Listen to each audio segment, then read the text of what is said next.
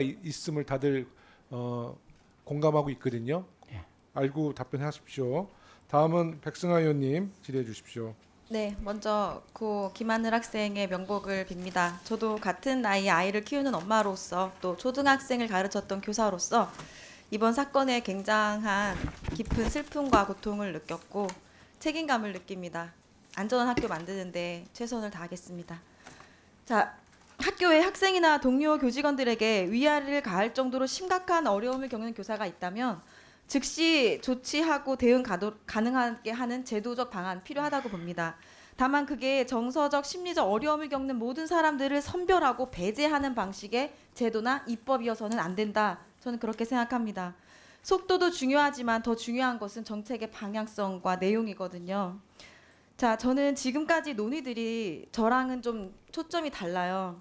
자, 휴직 복직의 과정, 질환의 유무를 자꾸 이야기가 되는 것은 이 살인 사건의 원인을 정신질환이다라고 지금 전제로 하고 이야기가 되고 있는 것이 아닌가 이런 생각이 드는데요. 그러면 우울증을 겪고 있는 사람들은 다 범죄자입니까? 다 살인을 저지르나요? 그렇지 않습니다. 이 교사가 폭력성이 있는 그것도 약자에게 살인을 묻지마 살인을 저지른 살인마인 겁니다. 이 교사가. 우리는 정신질환에 집중해야 될 게 아니라 이 교사의 폭력 행위에 집중해야 된다. 저는 그렇게 생각하고요.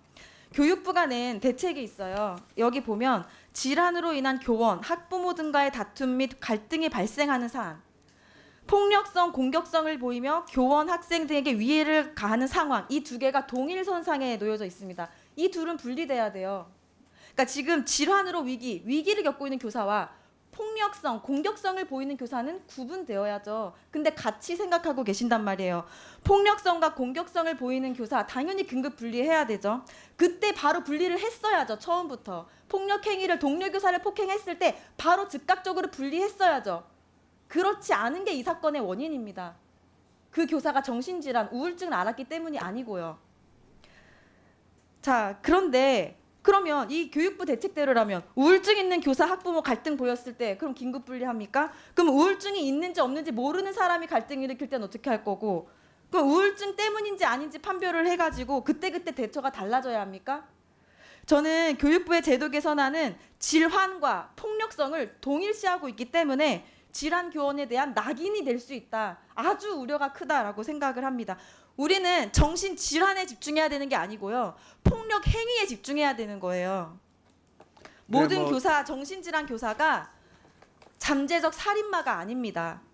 자, 정신과 의사들도 우울증 환자가 범죄 저질렀으니 우울증이 원인이라고 판단해서는 안 된다. 우울증 환자에게 부정적 낙인 찍고 환자 치료를 저해야 한다고 입장 발표를 했고요. 근데 복직 제도 개선안을 제가 봤는데 정신질환을 가진 교원에 대한 심의를 강화하겠다는 점이 반복되고 있습니다. 이거는 정신질환의 유무를 곧바로 폭력성, 공격성과 연결시키고 있는 것은 아닌가 생각이 됩니다. 또한 교사가 질환이 있으므로 폭력성 또는 공격성을 나타낼 가능성이 있어서 배제해야 된다. 지금 교육부가 이런 방식으로 대책을 세웠거든요. 그러면 교사를 선별하고 제외하고 판단하고 이러는 데 지금 초점이 맞춰져 있어요. 저는 학교 안전 이것에 대한 이 본질적인 대책은 교사의 회복, 복귀를 돕는 데 있어야 된다고 봅니다.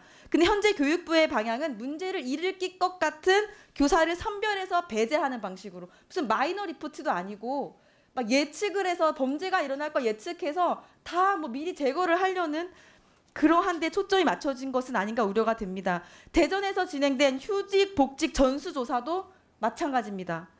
질환 교사를 판별하는 게 중요한 게 아니고요. 폭력 교사를 분리시키는 게 중요한 거다. 저는 이렇게 보고요. 하늘이 사건이 많은 국민에게 심리적 충격을 안겨주었고 그건 분명한 사실입니다. 근데 이거는 극단적인 사건인데 이거를 일반화해서 적용하면 오히려 극심한 혼란에 빠질 수 있어요. 자, 교육청이 폭력행위 교사를 즉시 분리하지 않아서 우리 하늘이 죽게 만들어 놓고 그 책임을 지금 누구한테 돌리고 있는 거예요? 자, 왜 잘못을 정신질환에 걸리면서까지도 불구하고 이 병 어쩌다 걸렸는데요? 지금 교사들의 4명 중 1명이 우울증 환자예요. 교권 추락에도 불구하고 열심히 가르치고 있는 선생님들한테 왜 이 살인의 책임을 묻고 있냔 말이에요. 제 말은 전체 우울증 환자와 교사가 지금 얼마나 고통스러워하고 있는지 아십니까?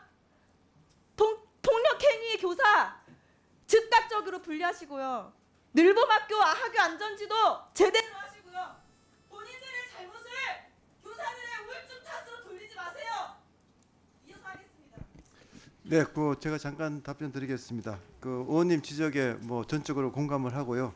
교육부의 정책도 이번에 내놓은 정책도 분명히 정신질환과 교사의 폭력성은 구분돼야 된다 하는 그 기준을 가지고 있습니다.